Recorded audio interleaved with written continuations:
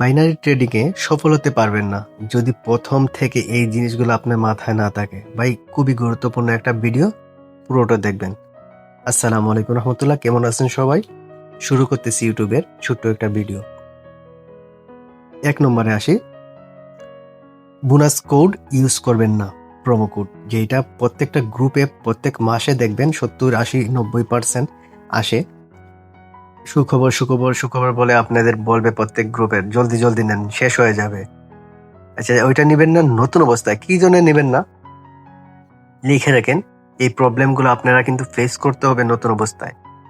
$100 deposit করলেন, 170, 180, 90 পেলেন। ওকে, আলহামদুলিল্লাহ, মনে মনে অনেক খুশি, অনেক ডলার আমার অ্যাকাউন্টে। কি করবেন আপনি? সেশনটা করলেন, আলহামদুলিল্লাহ সবকিছু পারফেক্ট হলো, প্রফিট করলেন, এক্সিট নিলেন, ল্যাপটপ বন্ধ করলেন, কম্পিউটার বন্ধ করলেন। ওকে, কিছুক্ষণ পরে দেখবেন হাতের মোবাইল আছে না, ইচ্ছে করবে দেখি আমার ব্যালেন্সটা এখন কত আছে। তারপর অনেক ক্যালকুলেশন করবেন। এই ক্যালকুলেটর আছে না, কম্পাউন্ডিং ক্যালকুলেটরে আপনি হিসাব করবেন 1 মাসে কত হয়, 1 বছরে কত হয়, মাইন্ডের মধ্যে এগুলা চলবে।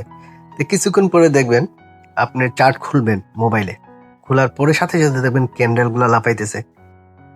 তখন আচ্ছা, একটা $1 একটা ট্রেড নিয়ে নিই, অথবা একটা ট্রেড নিয়ে নিই, যে কোনো একটা ডলার। ওকে, নিয়ে নিলেন, দেখবেন এটা লস। আহা, কি করলাম, এতক্ষণ ডিসিপ্লিনে আসছিলাম, ডিসিপ্লিন ভেঙে ফেলাইলাম। তখন যদি বের হয়ে যান, বাইচা গেলেন। মার্কেট কিন্তু আপনারে বশ করে ফেলাইতেছে। তখন আপনি $2-3 একটা ট্রেড নিয়ে নেবেন, তখন কোনো মানি ম্যানেজমেন্ট ফলো করতে পারবেন না, ওইটাও লস। তখন মাথা পুরোই খারাপ। তখন কিন্তু ছোট অ্যামাউন্টের ট্রেড নিতে পারবেন না, তখন $10, $20 একটা ট্রেড নিয়ে নেবেন। ওইটা লস হওয়ার পরে পুরা মাথা পুরোই খারাপ। আপনার কি করবেন, যে আমরা অ্যামাউন্ট আছে না, $2, $3 লিখে রাখি, ওই জায়গায় অ্যামাউন্টটা আপনি সিলেক্ট করবেন $10। তারপরে মাউসের মধ্যে যেহেতু মোবাইল, অনেকগুলো ক্লিক করে মাল্টিপল ট্রেড নিয়ে নেবেন। লস, যতক্ষণ পর্যন্ত ব্যালেন্স ওয়াশ হবে না ততক্ষণ পর্যন্ত ভাই ট্রেড নিতে থাকবেন। অনেকবার লাভ হবে, প্রফিটও হবে, তারপরে বের হতে পারবেন না। লিখে রাখেন, এইগুলো আপনার সাথে হবে। লাস্টে দেখবেন $1 আছে ব্যালেন্সে, ওই $1 আপনি রাখবেন না, ওইটাও কিন্তু ট্রেড নিয়ে আনিবেন।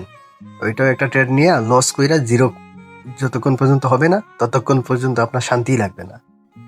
তারপরে যখন ব্যালেন্স ওয়াশ, তখন দেখবেন দুনিয়ার অন্ধকার হয়ে যেতেছে, কি জন্য এমন ভাবে করলাম আমি, এইটা তো আমার প্ল্যানের মধ্যে ছিল না, বুঝছেন?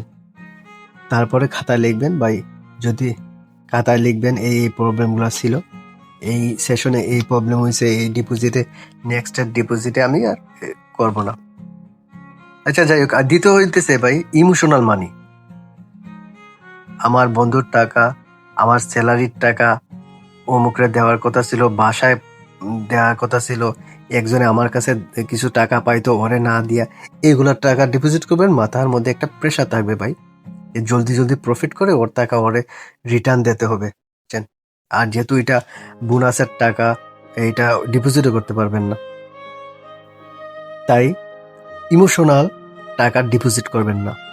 ইমোশনাল টাকা যদি ডিপোজিট করেন, প্রথমেই আপনি ভুল করে ফেলাইবেন, শেষ। এই ভুলের কারণে পুরো ডিসিপ্লিনটা উলট পালট হয়ে যাবে। আপনি অল্প ডিপোজিট করেন, $30, $40 ডিপোজিট করেন।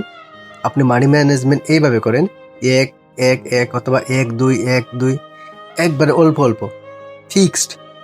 যে সেশনের আগেই আমার টেলিগ্রামে যে শিট আছে ওইগুলা নেবেন, 3টা শিট, বুঝছেন? কিভাবে ওগুলা জার্নালিং কিভাবে করে পুরা লেখা আছে। আগেই লিখে রাখবেন যে আজকে এই সেশনে আমি 3টা ট্রেড সর্বোচ্চ নিব, অথবা 4টা ট্রেড নিব, আর মানি ম্যানেজমেন্ট এইটা হবে। আগে যদি সবকিছু রুলস থাকে তাহলে তো আর রুলস ভাঙার প্রশ্নই আসে না। তাহলে এই এই ভুলগুলো আপনারা যদি আগেই মাইন্ডে আসে ভাই, তাহলে দেখবেন ইনশাল্লাহ অনেক লস থেকে বাঁচতে পারবেন নাকি। তো ভালো থাকেন সবাই। ওইটাই, ইমোশনাল মানি যেটা আছে ওইটা ডিপোজিট করেন না, আর ফিক্সড স্ট্র্যাটেজি রাখবেন, বুঝছেন? একটা স্ট্র্যাটেজি অথবা 2টা স্ট্র্যাটেজি ফিক্সড রাখবেন, আর প্রতিদিন লিমিটেড ট্রেড করবেন, 3টা অথবা 4টা। ওভার ট্রেডিং, রিভেঞ্জ ট্রেডিং এগুলোর থেকে বাইচা থাকেন, আর স্টপ লস, বুঝছেন? স্টপ লসটা মাইনেন ভাই, স্টপ লসটা মাইনেন আর প্রতিদিন উইথড্র করেন। ভালো থাকবেন, আসসালামু আলাইকুম।